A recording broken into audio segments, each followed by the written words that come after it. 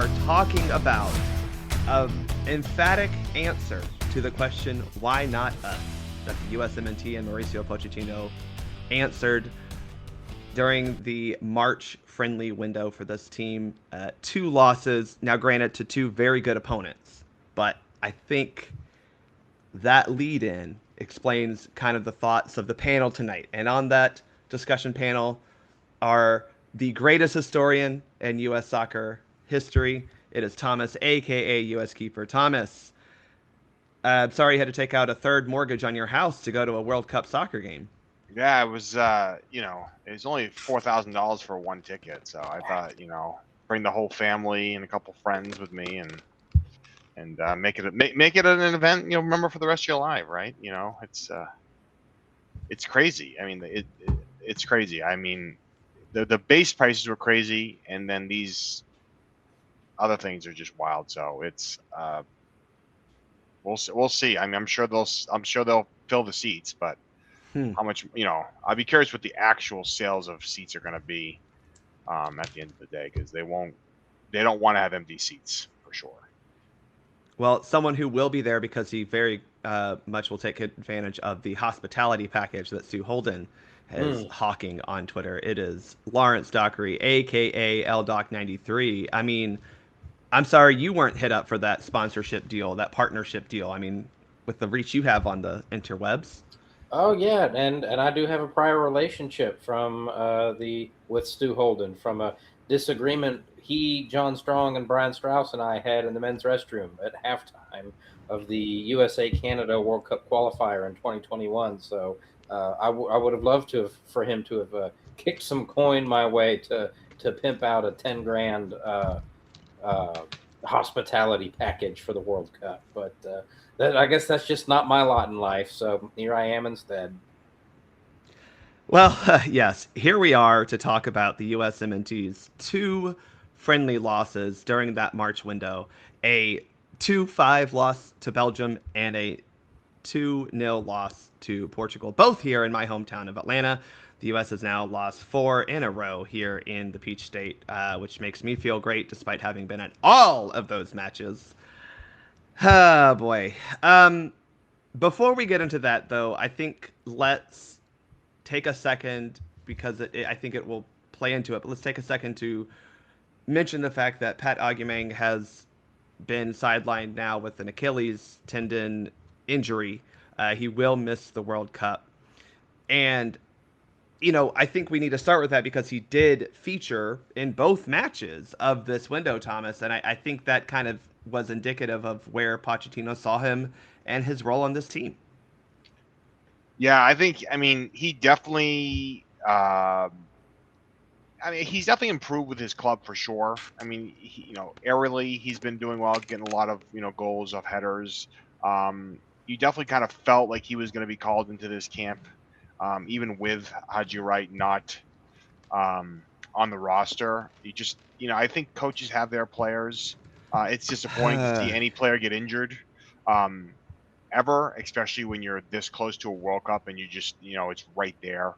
I guess depending on who you talk to, I think we have the depth in the position where we've got other players. Obviously, Balogun, Pepe, and Wright, to me, are their top 3. I will say his name, Josh Sargent, moves up that depth chart a little bit. And whether you like him or not, that's, he's probably on the outside looking in, but, it's a terrible injury, and hopefully he has a quick recovery and he can, get back to, soccer here in, as fast as possible. Yeah, I think that's a great sentiment, but unfortunately, this is just another another in a long line of people all across the world and all countries who have unfortunately been injured right before a World Cup. So from that standpoint, Lawrence, for him, it sucks. Yeah, and here I'll preface all of this by saying that during the Gold Cup last summer, I was a certifiable number 1 card-carrying member of the Patrick Agyemang Haters Club. That was I may not have been the founding member, but I was pretty close to it. And one of the things we have screamed about, going back to the time of Jurgen Klinsmann, is guys, you've got to go to Europe. You have got to. And, he played for what, 2-3 seasons with Charlotte FC, got his national team call-ups, went to the Gold Cup and said, all right, I'm going to Europe. And did very, very well there. I have not renounced my membership of the Patrick Ajibang Haters Club. I no longer contribute to the Patrick Ajibang Haters Club. I no longer regularly attend the meetings. I think his performances in England at the club level have been very, very, very good. And as frustrating as he could be to watch at times with the national team, easy chances gone by the wayside. He did very well for Derby, I think, and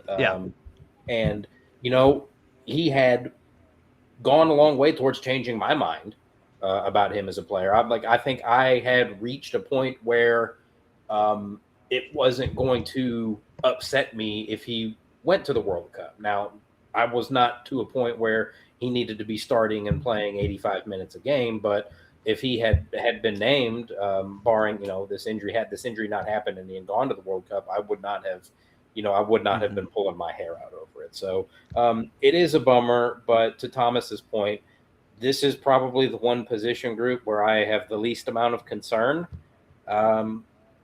which that I think speaks to the concerns of the other positions more than it does my lack of concern with this one. But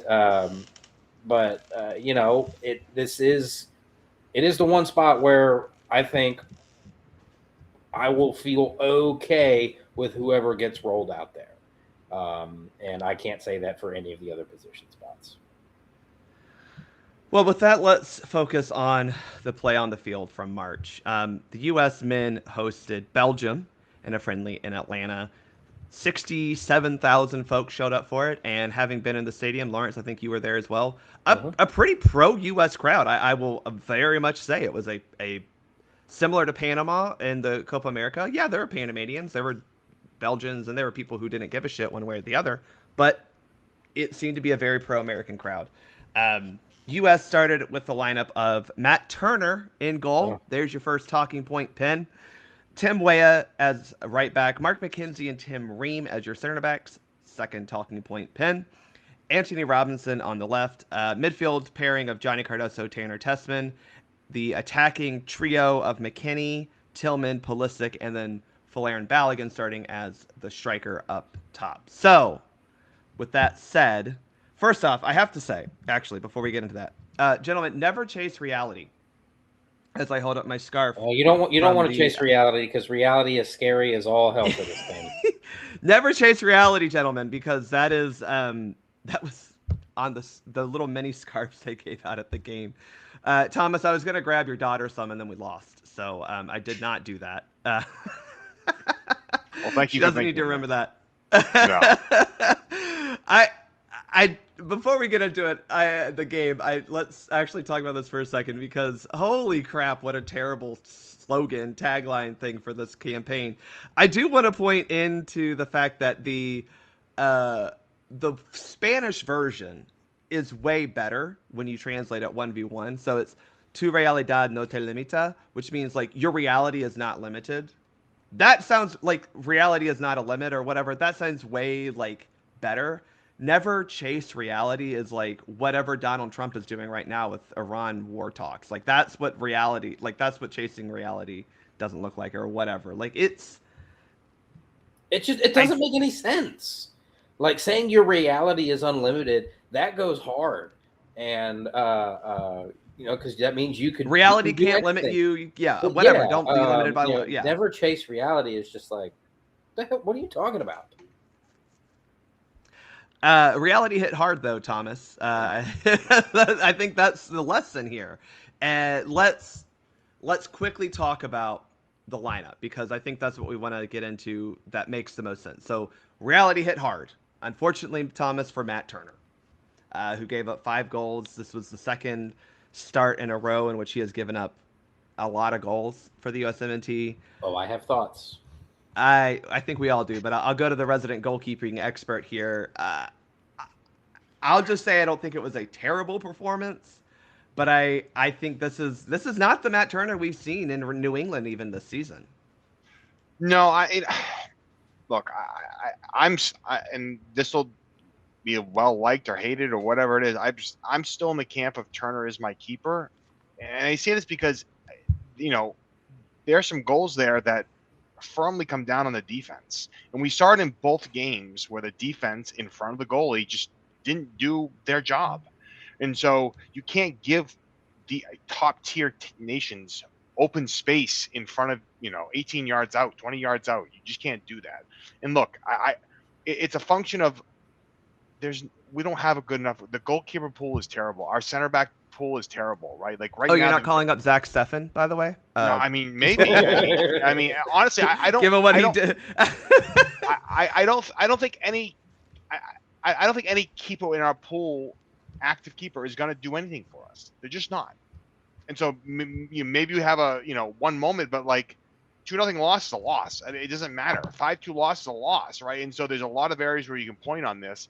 And I think Turner had some nice saves in that game. 5 goals is 5 goals, and then it's tough. Look, as a keeper, it's tough, right? And so I took the 1-0 losses just as hard as I took the 5-0 losses, right? As a goalie. So and you could see both games. You could see frustration from Turner and Freeze in terms of the play in front of them, right? And so because they're both, you can see they're both pushing. And then look, it's a smart move to start 2 different keepers in this window. I don't care who they are, but you're putting that pressure on these keepers, right? Say, hey, look, the chance is still there, right? And I think it's still there. I mean, Freeze may have a slight edge, but all it takes is Freeze to hurt himself, right? Hopefully he doesn't, but like all it takes is a small injury that's gonna make him not available, right? And so, but that first goal with Turner, I mean, he's on it. Should he get his hand on it? Maybe. I don't think there's, again, our goalkeeper pool is like, we don't have Brad Friedel and Casey Keller and Tim Howard in the wings, right? We just don't have that caliber keeper right now, and the defense in front of him didn't do any favors. So I'm not going to put all the heat on the keepers, either one of them, for how the center mids and the center mids and the center backs played in front of them, because I thought, to me, that's the bigger takeaway, I think, when you talk about the goals conceded. I mean, that for me, that's and maybe that's my softness of being a goalkeeper, and and GK Union, we're gonna stick up for our own. Yeah. I mean, I'm gonna stick up a little bit, because I mean, I saw that space in front of him, and it was too much, way too much. I mean, against top tier, you can't. I mean, even against middle clubs and middle international teams, like we're gonna face in the group, it's gonna be the group's gonna be a battle. We're not gonna win 4-0. It's gonna be 1-goal games, win or lose, and you cannot give that sort of space and that sort of opportunity to have those shots on goal. I don't care who's out there. Now, I'm in complete and total 100% lockstep agreement with Thomas on the defenders being holy ass for both of those games. I mean, holy moly. I mean, I'm sure we'll talk about it later, but the first goal of the Portugal game, where you have all 10 field players in the 18-yard box between the penalty spot and the 6-yard box, and you've got half of the Portuguese team at the top of the area, any one of them could have let it rip, and it's going into the back of the net. But here's the thing for me with Matt Turner. I said over the summer, didn't need to see Matt Turner in the goal for the U.S. again, because he gives up 4 goals in a 26-minute stretch against Switzerland in Nashville. I was there. Bart, you were there too. And we were outmatched, outclassed, outplayed, out everything. In the mixed zone after that Switzerland game, you give up 4 goals, as Thomas said. I took the 1-0 losses just as hard as the 5-0 losses. Matt Turner didn't take that loss hard at all. He was cutting up and grinning and smiling and shaking hands and kissing babies and glad handing the high rollers and just having a grand old time. That was not the case this time in Atlanta. I will say I think Freese is Potch's guy, and I think this game was, hey, show me something so that I at least have a decision to make. and he showed him something all right. But Matt Turner, please, for the love of all things holy, when you stop a shot, please stop putting the rebound right back onto the foot of the attacker. Not only did he give up 5 goals, like 3 of them were like that, as at least 2 of the 4 against Switzerland, but Belgium had 2 goals pulled out of the net for an offside flag and a handball that Matt Turner put right back onto their foot. You can't do that. You just can't. It's for the rebounds with Matt Turner is what kills me more than anything.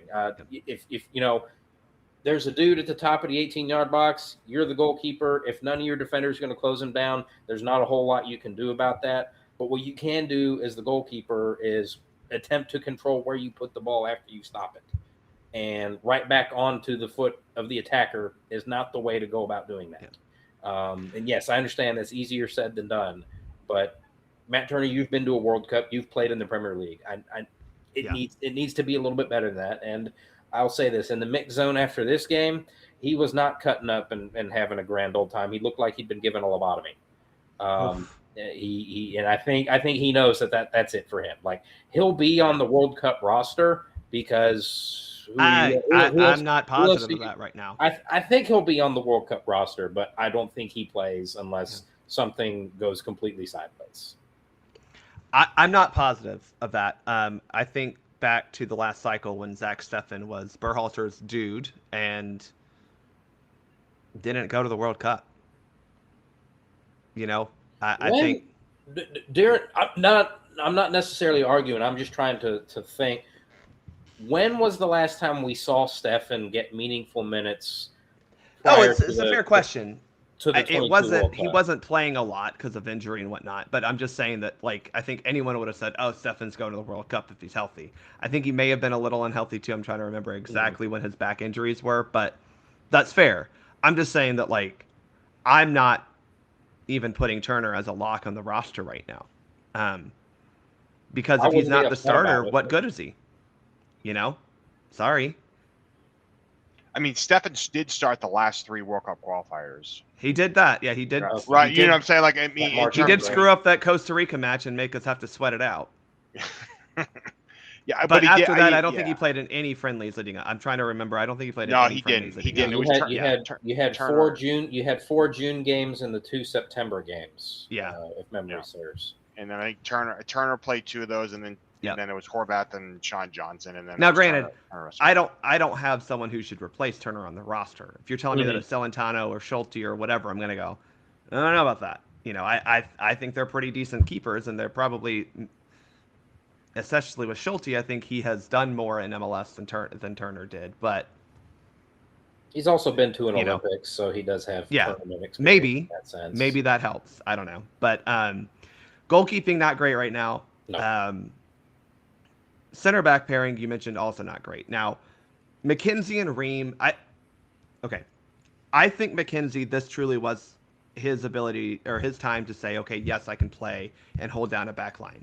Because as much as we all evaluate and bemoan the center back pool, it's pretty clear to me that the guy is Chris Richards, and everyone else is playing to play next to Chris Richards.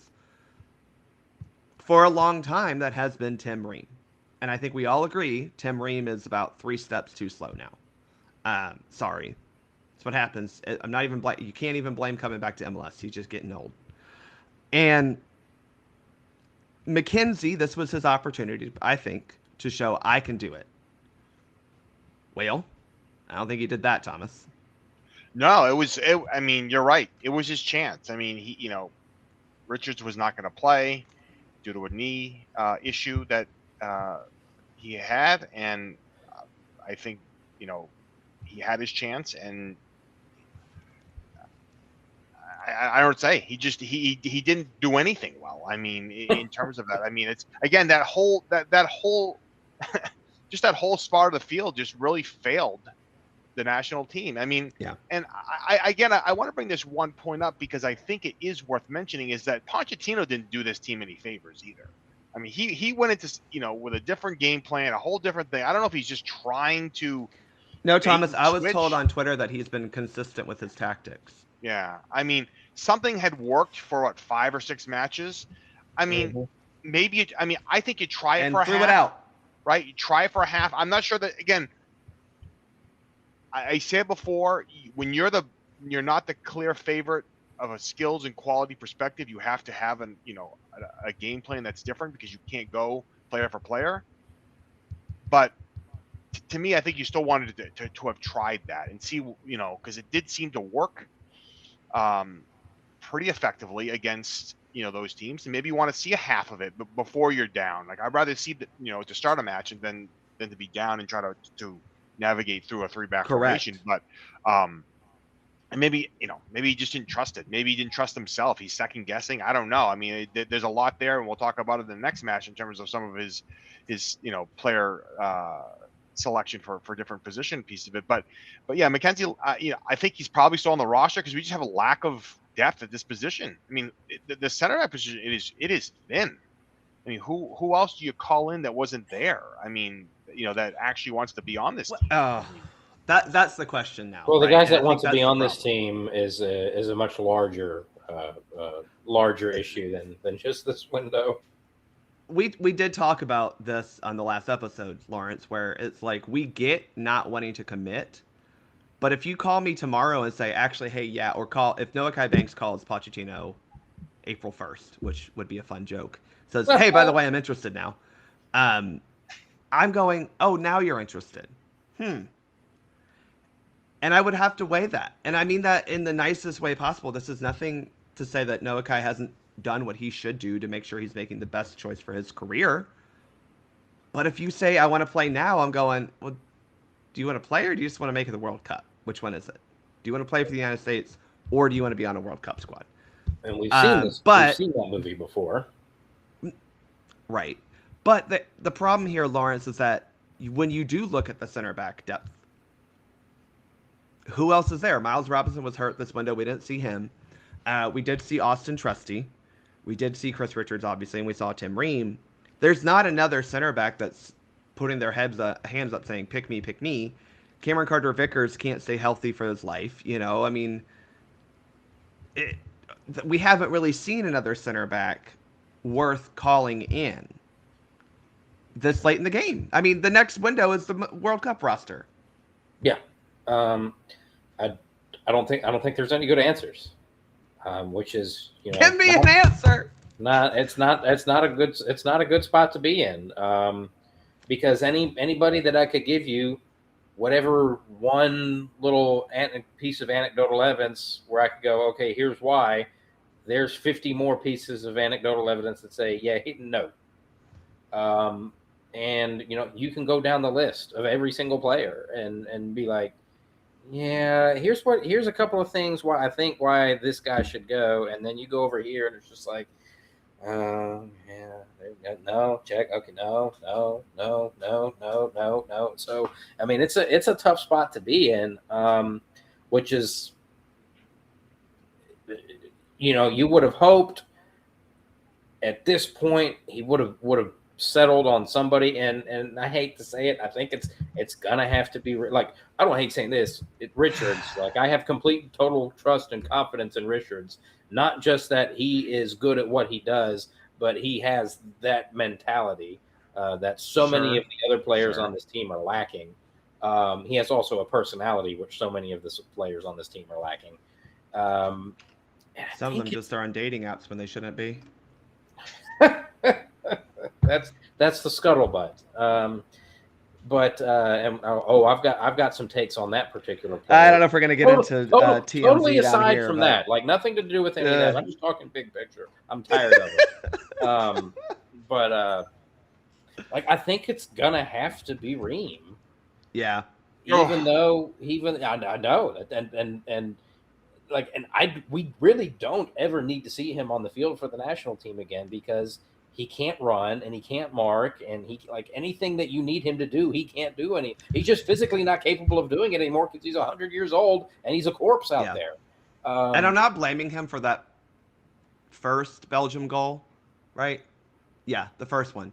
But That's another one that Turner gives up a 35-yard rebound, and then there's nobody there to close it down. No, was it that one or no? It must have been the second one then. I'll be honest, they're out of sorts for me because I did not see a single goal live because I was obviously facing the other way.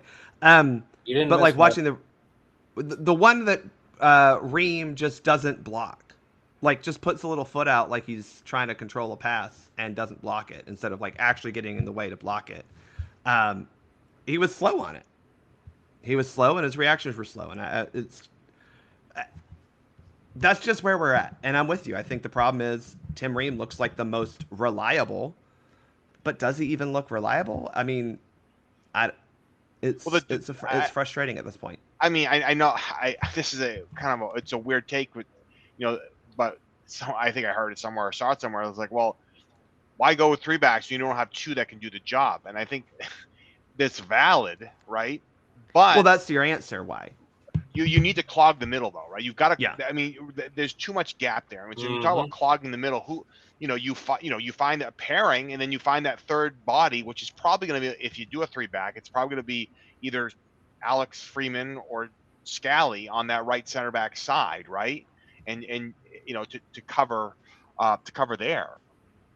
But I mean, that it's because you have to clog the middle because they gave up too much space. And that's on the center backs and that's on the center mids. I mean, I'm watching this and I'm saying like, wow, look at this. Like, this is not, like this is perfect. A high level. You guys are giving them a ton of space and you're kind of just watching and standing and like, and I don't know. To me, it was very uninspiring. I mean, I know the whole motivation thing came up. It's like, if you guys can get motivated at this point, I don't know what the hell you need, because like this is it. Like they started off motivated, and what the point that I tried to make in my recap from the Belgium game, and that's kind of how I titled it. I said, when faced with adversity, they rolled over and died again.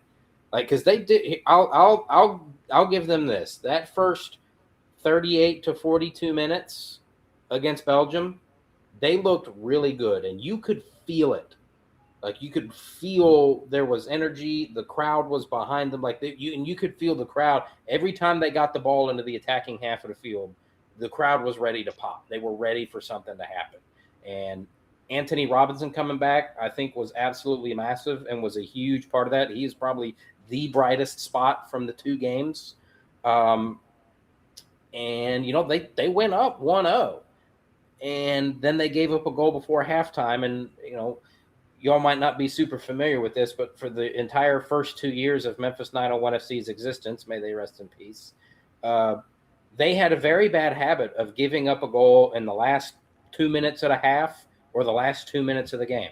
And they cost themselves more points that way than I don't know what. I mean, it was ridiculous. And it's just, especially that goal right before the half, you just saw them just die right there. You saw the wind go completely out of their sails.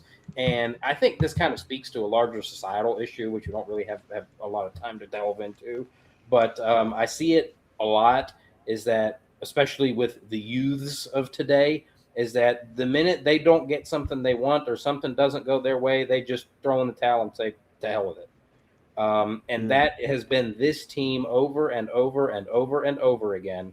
And the 2 biggest that come to mind to me are the Colombia game before Copa America and the Switzerland game last year. You give up an early goal and, we're done. Switzerland last year, give up an early goal. I don't think they even got a shot on goal the entire game. And then you saw it happen against Belgium. Give up a goal right before the half, give up 4 more, bang, bang, bang, bang, bang. And then you bring on 2 players that do actually give a shit and do actually want to be there. And Pepe forces a turnover that Adjumong scores. And one of those guys is for sure not going to the World Cup now. And that's just like, because they did start very well. And they did. You could feel the energy in the stadium as well, to your point. Like, yes, Belgium had more possession and they were getting a lot of shots up, but the U.S. was getting in dangerous places and were creating, I don't want to say opportunities to score, but chances to create an opportunity to score. Anthony Robinson, like, they were getting in there. There was like a routine off a corner kick, and Anthony Robinson is 42 yards away from the goal and hit it. And I was just like, oh my God, this is like Torsten Frings against Costa Rica at the 2006 World Cup. Yeah. And Yeah. it wasn't to be because the goalkeeper made a very good save.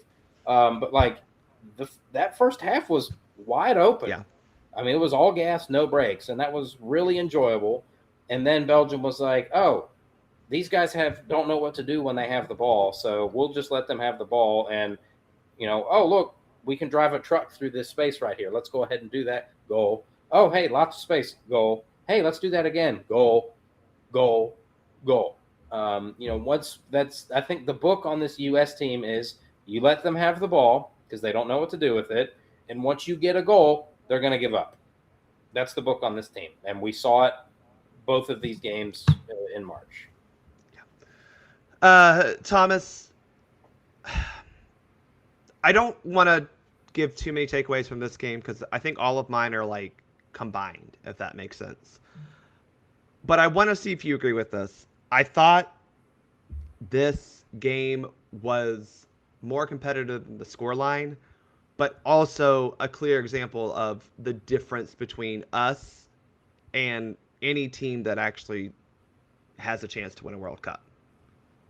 Yeah, I mean, it shows you that they can play and compete at a high level, but how long can they sustain that, right? And so, and I think that's a focus. I think it's again, I've watched this team for 40 years, okay, and I've seen just misses in games that if they go in, it's a different game, right? Then they have a lot more chances in that first half than you will see, they've seen a long time against good teams. But you got to get a couple more in there, right? You've got to figure out ways to finish those chances, right? They had four shots on goal. They had a decent amount of shots on goal in the first half, correct? They had 4 shots on target in the first half. 5 came inside the box, so 5 total shots inside the box, 4 on target, 1 blocked. That, especially when you consider that they didn't have a whole lot of time in the Belgium penalty area, like that's pretty decent. Yeah, they had their chances. I mean, Pulisic, he scuffed a few of them. It's like, come on, like, I know he's not in great form right now. I get it, and hopefully, on the bigger stage, he'll be able to, regain that. But you need that from him, right? McKennie's goal was great off that corner, right? Like, to me, he's rising up at the right time, and he needs to. You need players like that are going to be able to find that next gear. Pulisic has to figure it out damn fast here because you need him, because you're not going to be able to compete or do anything you need to. I think you do because he's one of the few creative players you have on the field. I think he's better, more dynamic, in the middle of the field a little bit to do that. And you don't really have another player in this roster that can do that, right? And if you don't, then who fills that role? Is it you throw in Luna, you throw in Zendejas? Maybe. He's earned the stock on that, and I think. This team doesn't. I'm selling all my Christian Pulisic stock. It's a fire sale. Everything must go. I'm tired of this dude. Yeah, I'm tired of him. I'm sorry. I mean, look, I get it. I mean, I think he played for the national team 3 times last year, and is crying about how everybody's mean to him, and he's cheating on his girlfriend allegedly, and he finally shows up and he can't, he hasn't scored for the national team in 2 years. Like, we give Josh Sargent a ton of crap for going so long without scoring for the national team. Does Golden Boy get, are we allowed to hold him to that? He won't, when you ask him a question in the media, he looks at his shoes. Doesn't give you the courtesy of actually looking at you when you ask him a question. He just cries about everything. Everybody's out to get him. He's the victim. Like, bro, stop. Get out there on the field and score goals. That's what you need to do. And you will, I assure you, when you start scoring goals, nobody will be trying to victimize you. Not that anybody is to begin with, but he seems to feel that way. Put the ball in the back of the net, and everybody will love you like they once did. So I'm completely and totally out on Christian Pulisic. I'm out. I understand all of the things about he's the creative player. He does this. You don't have another player like them. Like, I don't know. We've done just as well without him the last 2 years as we have with him. Like, it doesn't look all of that different. And then, this window, he actually finally shows up. He actually finally plays and gets some of the easiest gilt-edged golden chances and he sends him up with the Artemis rocket to the moon.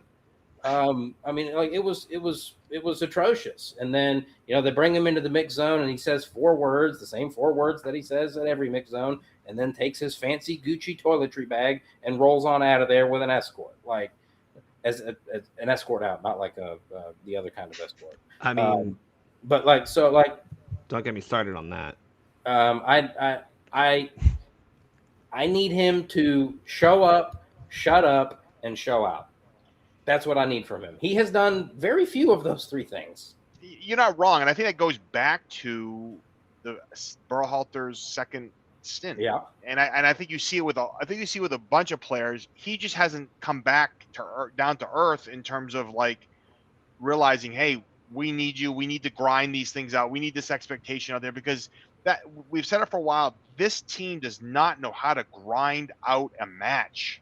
They just don't. You look back at, I mean, even a little bit of, in the last cycle, you could see moments of that, right? They, but they just don't know how to, like, they don't have, I don't know if it's an entitlement. I don't know what it is. They just don't know how to, like, I don't know if it's a mentality thing, but they don't know how to grind out a match in this. I mean, they haven't been, this group's only been through one World Cup qualifying cycle, right? So they went through that one, and that's it. And so they haven't had the trials and tribulations of having to battle through that. I mean, Pulisic was the only one part of the 2018, I think, cycle that went through that fully. So right, so there's no one really that was a carryover from that. So, and I swear that Berhalter or U.S. Soccer or combination of 2 made promises to some of these players saying, hey, we're going to take it easy on you until we get closer to the World Cup, and all these different things in terms of behaviors, and you're not going to have to play in the Gold Cup and all this stuff. And then when he left, they thought that was still going to stand, and Pochettino said, no, I need you in camps. I need you in these tournaments. Musa's paying, in my opinion, Musa's paying for that, right? He said, no, I don't want to go to the Gold Cup. Deuces. Okay. Right? So you don't want to go? You're not going to be considered. And to me, I think that's a loss. I think he's a player that, needed to be looked at. Whether he's capable of contributing, I don't know. But the fact that he has not been looked at since Nations League is crazy to me. So, yeah.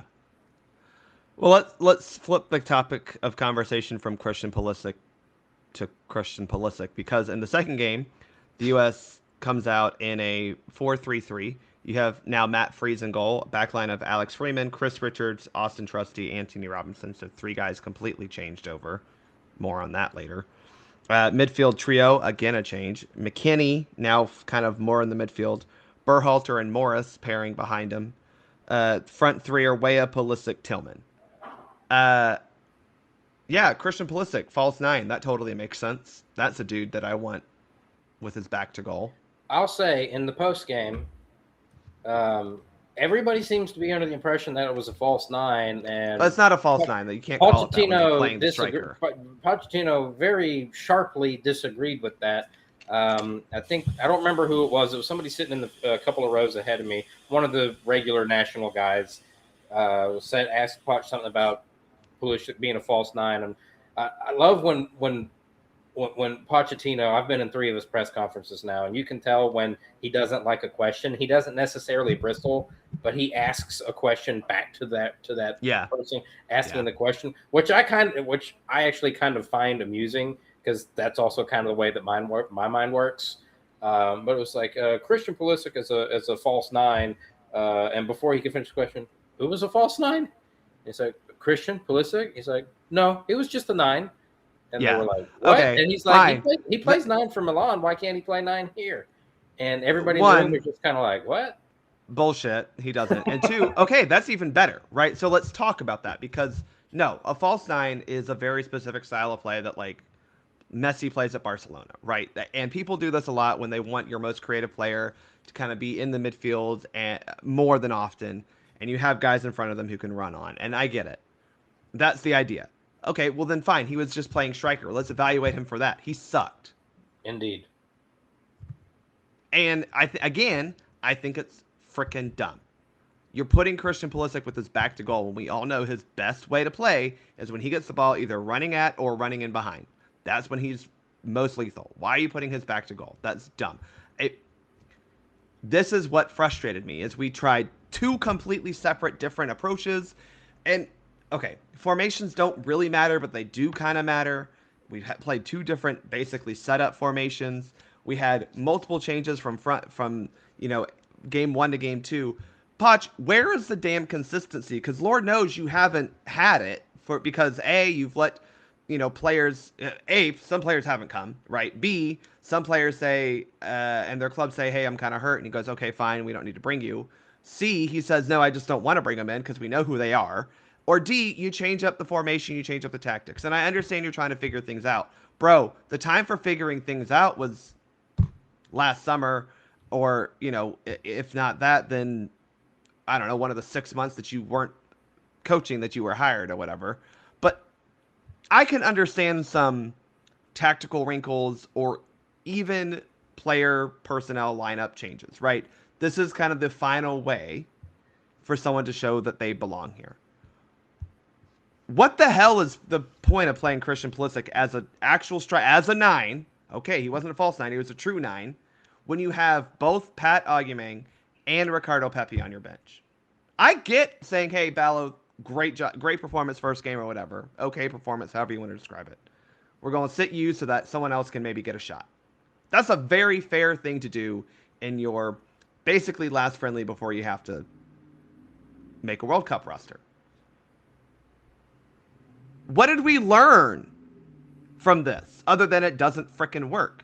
What did this tell you about roster construction? Is it, do I need to bring a forward? Yes, you need to bring another forward. We know this. We knew that before we tried that. What was the damn point? I don't have a good answer. I was there, and I don't have a good answer for you. Yeah, I mean, I was trying to figure out if that was going to be the case. I mean, you get the lineup, and you're like, what the hell? There's not a two on here. I would have preferred seeing two strikers start up top over that. Right? Like try at least 100%. Right, at least that would have been saying, okay, we're going to try something different. Well, we haven't tried. Right? We're going to say, Aguimang and Pepi are going to start, or Balogun, Pepi, or whatever. Right? We're going to see how that works. We're going to start a match that way. Because we did do that in the first game a little bit. Yeah, it's towards the end of it, right? Yeah. And I think to a goal. Right, and try it out. Right, try it out to start a match, because I think you get different results potentially at that. At least you get some better optics in terms of figuring out what works and what doesn't. But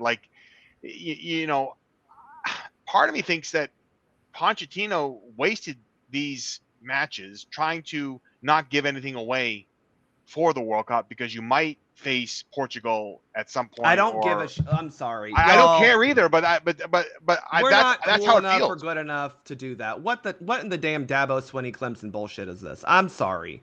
Like, we might put something on tape. Oh my God, as if they don't have tape enough for all these players out there, or they're not just we're not good enough to throw what you put on tape. Right. And the problem also was I didn't even think this was set up as like a counter to what Portugal was trying to do.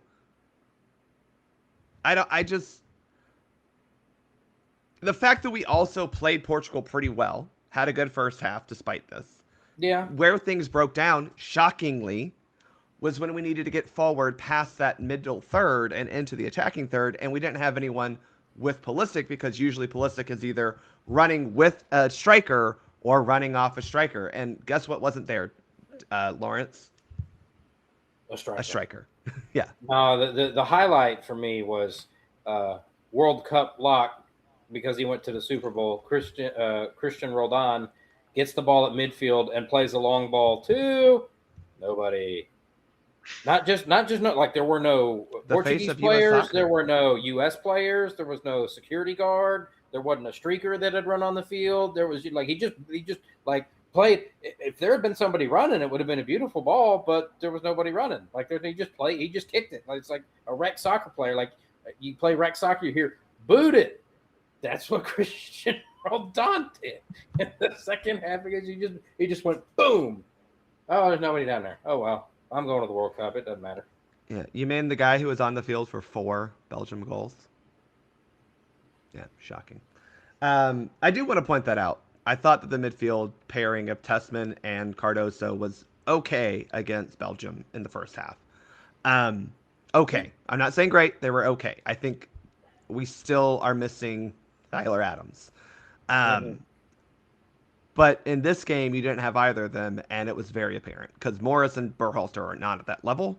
Again, I don't know if we needed a 45 minutes or 80 minutes against Portugal to tell me that, but we got it, and it's pretty darn clear that neither of them are at that level. The thing with Cardoso that's so insane to me is you have a week in, week out starter for Atletico Madrid, and every time he shows up in the national team, he forgets how to play soccer. It's crazy to me. He's like the reverse James Rodriguez. It's like James it didn't matter what club you put him on, he was just terrible, and this includes Minnesota United. And then you put him in a Columbia shirt, he's the greatest player the world's ever seen. And Johnny Cardoso is the opposite of that. It's like, wow, this dude is a rock for Atletico. This is a guy you can bet your life on, locked in, week out. Get him for the national team, and he's got 3 right feet. What is going on out there, buddy? I need you to figure this out, because it is insane to me that we have somebody that is a regular starter for Atletico Madrid, and he can't figure it out for the national team. Kind of reminds me to a greater degree than Timmy Chandler. That dude was like. I don't think Timmy cared, and I think that is. I don't think Johnny doesn't care. Timmy, I don't think. Timmy was great for Frankfurt, and every time he showed up for the national team, he was like with the exception of one game I was at as a fan, they played Guatemala right before the 2015 Gold Cup, and he scored like a great goal in that game, and I was like, wow, that's the turning point. It was not the turning point, but and here's another thing that frustrated me about the Belgium game is the only reason I need or want Sebastian Berhalter at the World Cup is so that I never have to see Christian Pulisic take a free kick or a corner kick ever again, because they're terrible. I need Sebastian Berhalter there because of his set piece delivery. And he sends a corner kick all the way back out to midfield. Like, not because that was what he meant to do. He meant to hit it into the 6-yard box, and it was just terrible. I said, come on, man. This is the only thing we need you for, and you can't do that right. Come on, man. Thomas, this game was a closer scoreline, but somehow felt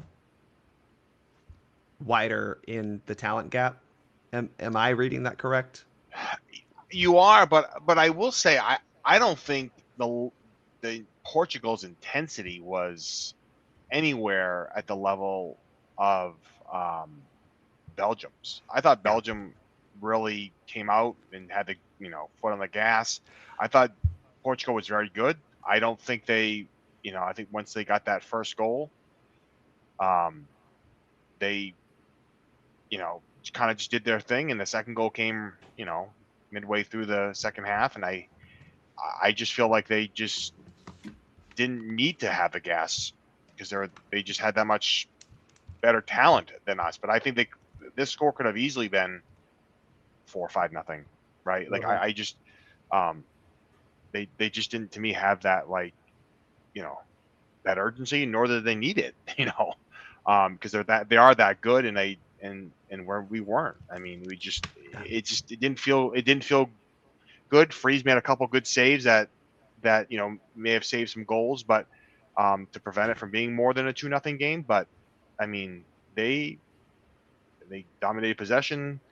They dominated pretty much every stat category that matters in the game, and they did it kind of with ease. Didn't really have to break much of a sweat. It kind of felt like, right? I mean, I never really thought we had much of a chance. I wasn't confident with the lineup.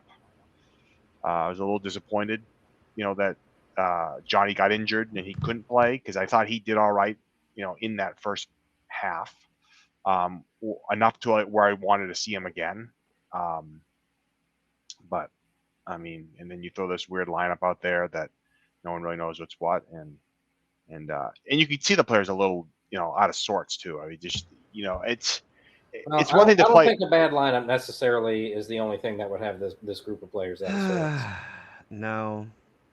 Yeah, I think there's one thing to play a player out of position, and you can, and they can still perform. But to me, this was just, I don't know, just picking a name out of a hat, 3 positions. Yep, you're going here, and just having no game plan at all out there about how you're going to go about that. And that's the thing. Like, what's this going to look like in June? I mean, are we going to see the same thing in the 2 friendlies leading up to the World Cup? Because you can't. You've got to work on your stuff going into the World Cup. I'm sorry, you have to be able to do that. You've got a game plan. Yeah, that he did in the post game that Poch said that once the World Cup roster is out between the 2 friendlies and the World Cup, he said they're going to be able to, because he said the Portugal but like game, I don't buy that. I don't buy that, Lawrence, because we've been hearing this tune for the past since September, right? Okay, we're done experimenting. Then October, well, because some players were hurt, we're still experimenting. Then November comes out. Well, this will be the last time we really experiment. Now we're here, and it's like, so what are we doing? Is everything a damn experiment? And I definitely think friendlies are places in which you try something out. But the trying out is, hey, let's try this thing that we've worked on in practice to, like, it feels, sorry, I'm going to trigger some people, and I know people think that he's the best coach that's ever coached ever. It feels very Jurgen Klinsmann. Sorry. Sometimes it's like, well, let's just, hey, we'll try this. It feels late stage Jurgen Klinsmann. Yeah. Very that. Late years. No, but which, by the way, he only lost to Belgium 2-1. Well, he lost to Belgium 3 times. He lost to them 1-0, 4-2, and 2-1. Yeah, but he only that one in the World Cup when we lost 2-1. That was just great coaching, right? Not Tim Howard making the best goalkeeper performance that we've ever seen. Yeah, no. And the crazy thing is, we could have won it at the end of regulation. Although everybody forgets. Oh, Wando. Go back and listen to Ian Dark's commentary. The offside flag is up, so it wouldn't have counted anyway. I'm with you. Wando was offside, but then you also had Donovan wouldn't have been though. You also, it's 2-1, and we're in like the 118th, 119th minute, and they have this little straight from the training ground tic-tac-toe set piece routine that Clint Dempsey looks like he's going to bury, and the only thing that kept it out is the fact that Thibaut Courtois was 10 feet tall and got like a fingertip to it. And I mean, that was one where I was just like, I had visions of, oh my God, we're going to like 2-0 down to 2-2 in extra time. This is incredible. And it wasn't meant to be. Yeah. All right, I want to move on. Sorry. The only last thing I really want to talk about from these games, and this is a Bart and Lawrence discussion right now. How the hell, in God's green earth, did you have a uniform matchup that we had in that Belgium game? Because Lawrence, I'm sure you've been there, and I have fielded this question multiple times, right? Where you show up to the game and like, both Thomas, I know you're going through it now with your daughter. Oh wait, they're in white and they're in light blue. This isn't really working, right? Or they're in dark gray and they're in black, and it's just it's just like, well, they're not the same, but they are the same. One team changes, but like these are scheduled ahead of time with like uniform pairing scheduled ahead of time, right? And I'm looking at this going, well, we obviously want to debut the red and white stripes. And we know Belgium's main colors are red, and then they have this like whitish green thing that they're doing, right? Problem is, Portugal's uniforms are the exact same. How does this happen? That U.S. is wearing red and white stripes and Belgium's wearing, I don't know, green and white. I'll tell you what I think it was is, in pictures and up close, those red and white striped jerseys are awesome. Yeah. But the problem is the stripes only cover 2/3 of the shirt. You get to the back where you have the name and number, and it's just a big giant white spot. It's a white shirt with red stripes. It's the way I would describe it, right? So I'd have to go back and look. But when we had the Waldo jerseys in 2012 and 2013, did those stripes go all the way around, or did they stop right here? So there's variations to that, right? So there are variations of the white box in front and a box in back, but it's not as aggressive as this one. There also was match-worn ones where they had the numbers right over the stripes, the blue number over the stripes. So and then obviously there was a fan one that just has the stripes. There's no box or anything on that as well. So there's I think there's 3, maybe even 4 variations of the Waldos back in 2012. So, and both men and women wore different variations of that as as it cycled through. But I for World Cup, they obviously have to be able to see the numbers, right? So that's why you have that big. I mean, it's terrible. I don't even want to buy the jersey because of it. I mean, like sell one that's got the whole the whole thing across the board, but like, yeah. So. Yeah, you're gonna have to play and see. Let's see. We play. See, who do we play this World Cup? We play Paraguay. We play Paraguay, who has red and white stripes. Opposite direction, but red and white. Then you play Australia. Blue. No problems there. With blue, by the way. With blue. And then you play Turkey. Their secondary is blue. Australia wearing what, yellowish, and then some other color, and then Turkey red and then white. So like this is what Thomas and I have talked about a lot in the jersey episodes. Though it's like it's hard to do red and white stripes this way because you're going to clash with teams. And it doesn't look good on TV. It looked horrible on television. You couldn't see it. I think Lawrence made that point. But you couldn't see it. It looked terrible. Like I was in the press box and I couldn't tell who was. And this is an open air press box in Atlanta. It's not like there's a window with an obstructed view. And like no, it's just I'm in there. It feels like you're in the stands almost. And I'm sitting here going, who the hell is what's going on out there? I was like, I see. And also, I'm going to put some of this on the Belgians. I'll stick up for U.S. I do this very rarely, but I'll stick up for U.S. soccer here. Like, Belgium, your national flag is black, yellow, and red, and you are the Red Devils. So I understand you can't wear red for this game because we're doing our red and white stripe thing, but like, their secondary is trash. Off-white mint ice cream looking color. Like that doesn't have anything to do with what are you doing? Terrible secondary kit. Yes. For a World Cup year, terrible. And it's like what is going on? Like this isn't in your flag. It's not in like anything when you think of Belgium. I don't ever think light blue. Yeah, but Portugal's like tealish color that they've been using a lot is kind of based on like the colors of the ocean and like stuff like that. Like I can kind of get it, and it's been a little more consistent. This is like they've also I think even going back to like Euro 2016, they had like a minty blue green jersey. I don't get it. The blue. Yeah. We have a club. It's a conglomerate of clubs, Lawrence, which are my favorite types of youth soccer clubs. Oh yes. So there's two teams specifically in one of these leagues that are referee that their home kit is red and white stripes with black shoulders, black shorts, black socks.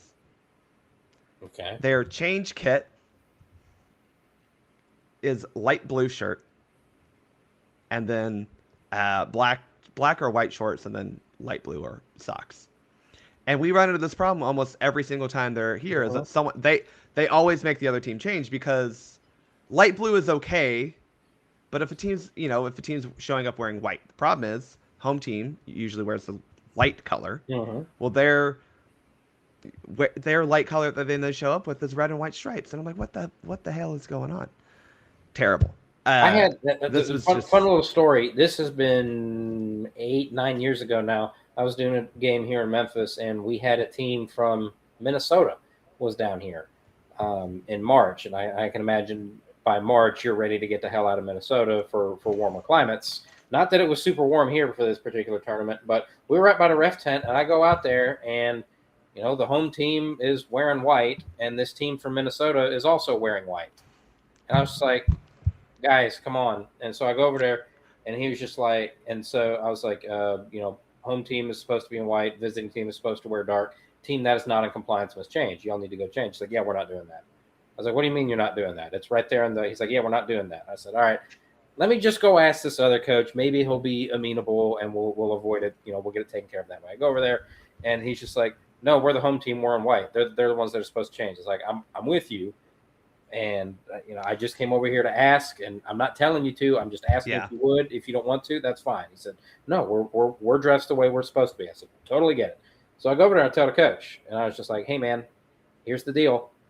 They won't do it. You need to change. He wouldn't do it. So I gave him a caution. We hadn't even started the game. I gave him a caution, and I went and grabbed the assigner who's right there in the red. I was like, hey, man, I need you to come. I need you to come help me. I need an adult to.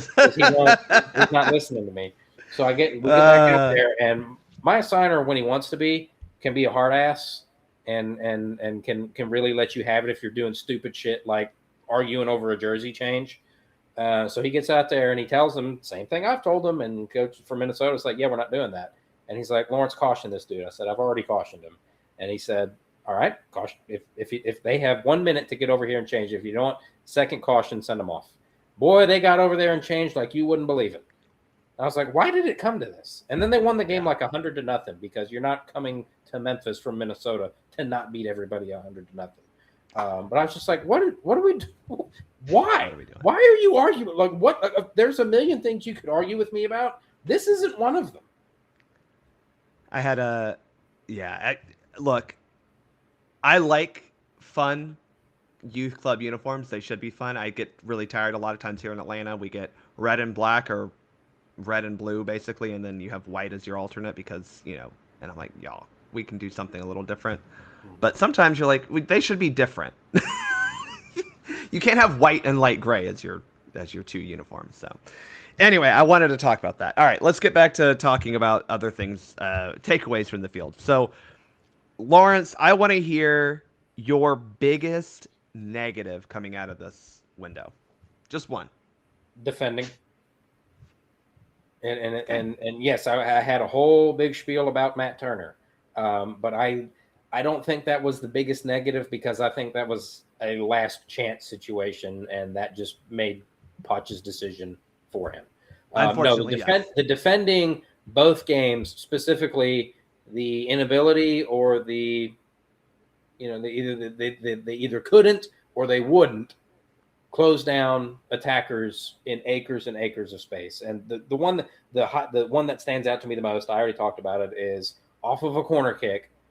Portugal sends a ball in to the circle at the top of the 18, and all 11 U.S. players are in between the penalty spot and the 6-yard box. Can't happen. Cannot happen. And that's something that Poch talked about.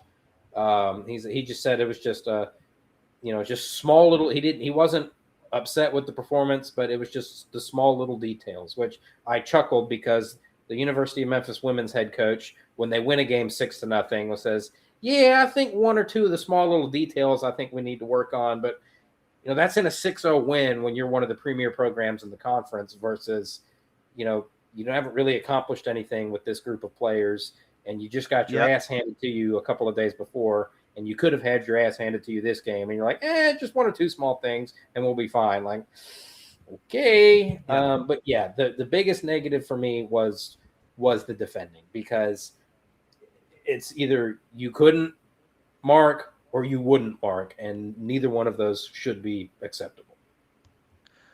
Well, Thomas, what was your biggest negative? Yeah, I Lawrence took mine. But I do have another one though. Look, you can say defense. It was doubly negative. Well, it was, but there were two games. Yeah. But my other takeaway was just delivery to the strikers. We've got to score in this World Cup, right? And so I have found under Berhalter and even under Pochettino, when we play the 4-back, the delivery to strikers isn't there. Yeah. You've got to get Balogun the ball. You got to get Pepe. You got to be able to get your strikers the ball in positions where they can do something. And to me, it's an important takeaway as well in this window, is that we didn't see that consistently, right? The Eichmann goal, they turned the high press, turned the ball over, but that's not really delivery so much. It's just they had the pressure to get that goal. We're not consistently good enough at pressing to think that is a recipe for success, right? So how are you going to figure out how to get Balogun the ball? You've got to figure that out, because I think that's a concern as well, because we're not going to we have to have goals from our striker if we're going to create more space in other areas, because you've got to make sure that's an option. And so that's where in the friendlies you've got to be able to show that heading into the World Cup, so that you can be more dynamic and more diverse in terms of what you're going to be able to do and who's going to be able to do that. So to me, that's kind of my second takeaway, other than the defense, which to me was the glaring, obvious, hands down issue. I'm going to be very specific, and it's tying to my what the hell is the game plan takeaway from this entire thing in general, is when we were attacking specifically, we did not have an idea of who needed to do what, create space off the ball, where passes needed to go once we broke through that final third. And it was like, I remember back to Pochettino saying in his early days, like, oh, when I coach them to that, that's kind of their idea to figure that out. And I agree to an extent, but you need to provide a decision tree, basically, of, hey, we need someone to come here or go there. And then if they do that, then you do that. Like, there's been no coaching for that. And that's very weird for an Argentine manager to not have that, because a lot of them overcoach, I think, everywhere, specifically on defense. But, there just doesn't seem to be any real attacking plan once we break through the middle third and are running at a defense. And we had multiple chances against Portugal. We had multiple chances against Belgium that were squandered because attackers dribbled into players because they didn't really have a great option to pass to. And to your point, Thomas, you got to score. You cannot 0-0 your way. You can maybe 0-0 your way out of a group, but we haven't proven any sort of defensive stability as the entire time under Pochettino, to be blunt. But we certainly haven't displayed it recently.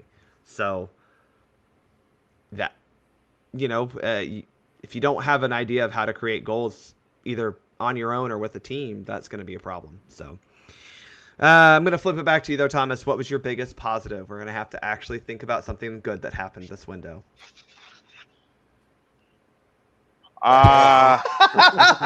should have seen Thomas's face. He was like, I didn't know this was going to be on the test.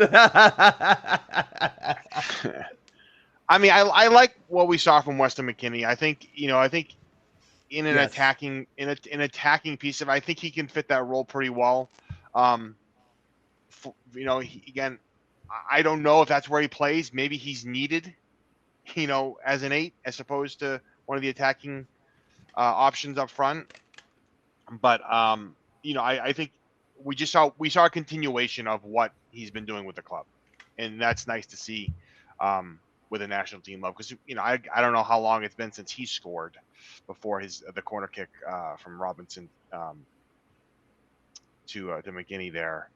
But it's nice to see. I think to me that's translating from club to country is important, unlike some other players who aren't able to do that, Johnny. So that's my takeaway, positive takeaway. Lawrence, I'm going to make you have a positive.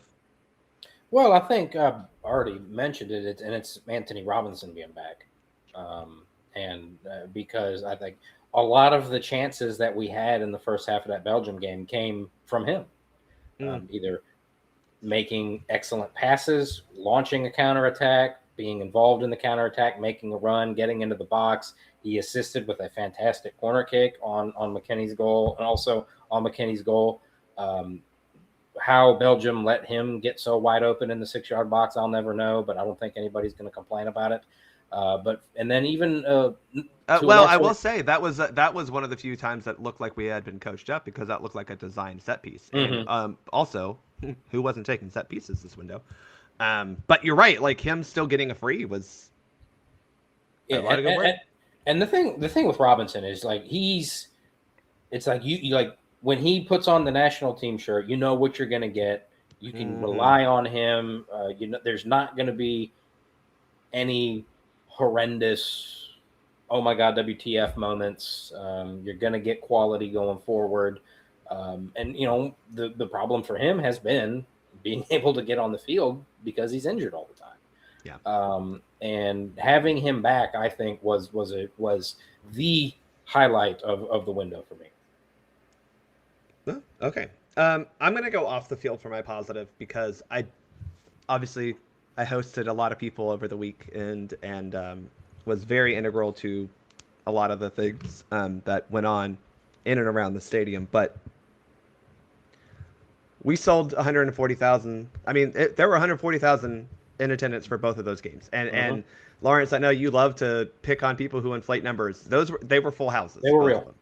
You could feel it, you could hear it, you could see it. And people on Twitter got mad, because that's what people on Twitter do. But also, and this happens all the time, that those seats that the camera can see weren't necessarily all full. Those are the club. Yeah, we have that problem. Those happen to be the Those are most club expensive seats in the house in any event ever. So those are the ones that are probably going to get specifically for Atlanta, I'll say those are the ones. I don't know if Lawrence, you can see like folks down on the field, pitch side. Those are their seats.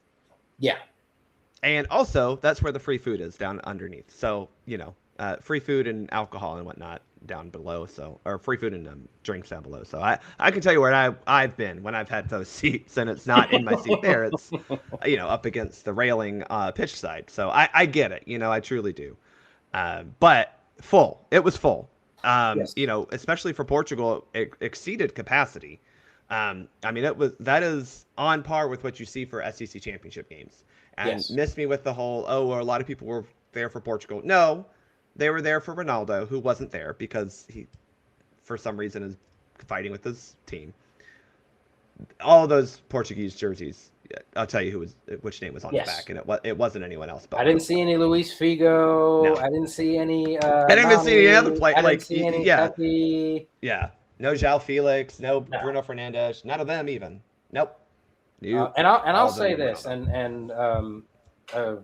I made fun of him all of 2025, and I made fun of him again last night. Our boy JT Batson, who I met for about 8 seconds in the security line to get into the stadium, and meeting him for 8 seconds has not changed my opinion of him. I think he's a goofball and says just ridiculous, outlandish things, and I'm not sure why, because there's nothing that has happened, and I don't expect anything to happen to back up his outlandish statements.